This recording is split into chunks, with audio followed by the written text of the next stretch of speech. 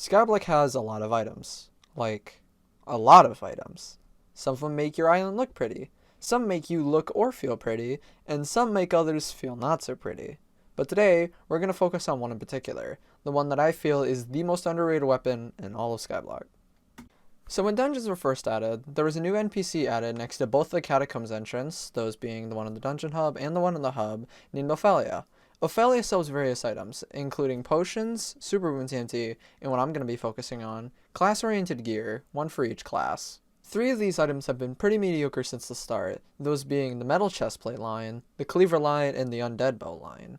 The cleaver is debatable, but that's not what I'm going to focus on today. Instead, I'm going to focus on the undead bow line. Up until floor 4, the only option in the line was the undead bow. At the time, the undead bow was pretty bad, because most bows weren't very high powered, and even if they were, it was heavily overshadowed by the overwhelming amount of mage mains flooding the catacombs when the mage was still overly broken. I'm not saying it isn't right now, I'm just saying it was really broken back in the day, okay? I swear I'm aware of what the meta looks like right now. However, when Floor 4 was released, they added the much more powerful version of the undead bow, the super undead bow, and along with that, they nerfed mage and buffed archers, reducing the amount of mage mains. But even with these 2 really good additions, archer was still one of the most overlooked classes, and even within the small community of archers at the time, even fewer were using the super undead bow, favoring the much more popular spirit bow instead.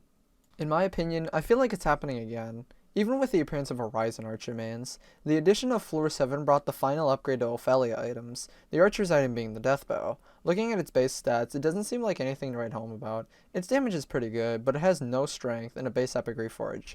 What's worse is when you compare its stats to the Last Breath, another popular bow choice. When plugged into a damage calculator, the death bow inherently has much less damage than its Floor 5 counterpart. So why am I saying this bow is so good and underrated when it looks so mediocre? Well, it's because of the fact that it does double damage to undead mobs. And everything in the catacombs is listed as undead. What's even better is when you compare it to another popular bow, bone meringues. Now, I'm not going to say that bone meringues are worse, far from it.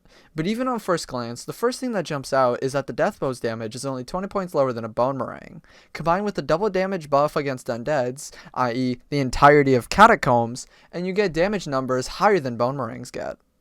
Now before you go and start angrily typing in the comments about how the bone meringue also has a double damage mechanic, or that the bone meringue is still better, yeah, I know. And again, I never said death bow was better. But the bone meringue's double damage is only effective on still mobs because it only occurs on the return throw, making it a lot harder to use. It's also the best and, as a result, most expensive dungeons bow in auctions at the time of this recording, costing 20 million coins more than a death bow, made worse by needing at least 4 to 5 bone meringues to reach optimal DPS. The learning curve is also much steeper than a normal bow, because bone meringues function like boomerangs and it takes practice to become good at using them. If you take into account their ease of use, cost, and the amount of damage you get for said cost, my opinion is that the death bow is probably the best traditional bow the Catacombs has to offer as of now, and will most likely stay that way until Master Mode releases, because who the heck knows what new things they're going to add with that.